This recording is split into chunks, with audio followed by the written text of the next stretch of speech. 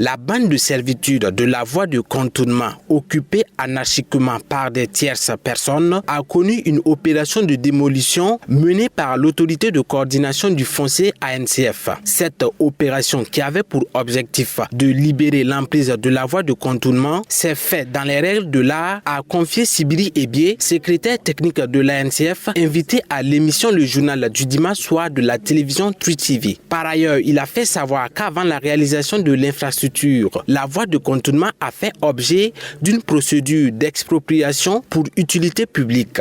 Alors, il faut rappeler que la voie de contournement a fait l'objet d'une procédure d'expropriation pour cause d'utilité publique. Ok. Et cette procédure est menée, en fait, suivant 6 étapes. D'accord. Pour ceux même qui disaient qu'ils n'étaient pas au courant, 8 jours avant notre opération, c'est-à-dire le mercredi 8 janvier 2025, l'ONCAC a procédé à un communiqué invitant ces personnes, auteurs d'installations anarchiques, à se retirer dans leurs limites légales. En fait, les gens n'ont pas cru qu'on allait sortir, en fait, mettre de l'ordre. Il y a bel et bien eu un communiqué de l'ONCAC. Le communiqué est passé. Des personnes affectées par le projet de la voie de contournement, malgré le fait qu'ils ont été dédommagés, sont revenus s'installer après la réalisation de l'infrastructure, a déclaré le secrétaire technique de l'autorité de coordination du foncier ANCF. Vous avez beaucoup de cas. Il y a des PAP dédommagés qui sont revenus, mais il y a aussi un grand nombre de personnes qui ont acquis des terrains après dédommagement auprès de ces personnes affectées par le projet. C'est-à-dire que l'intéressé reçoit son chèque, il part, mais il revient après, il vend le terrain à quelqu'un d'autre.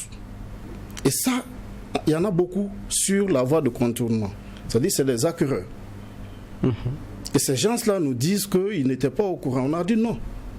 C'est pour ça que nous avons fixé les balises tout autour de la voie de contournement.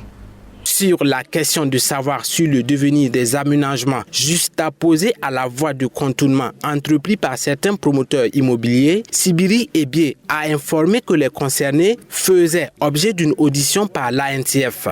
Alors, vous l'avez dit, la voie de contournement, ça a été pensé, c'est une voie à grande mobilité pour décongestionner la circulation dans la ville de Ouagadougou.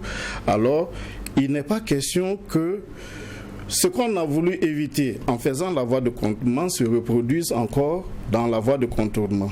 Okay. Donc, l'ANCF a entrepris d'écouter d'abord ces promoteurs immobiliers-là et de voir comment, en fait, régler le problème.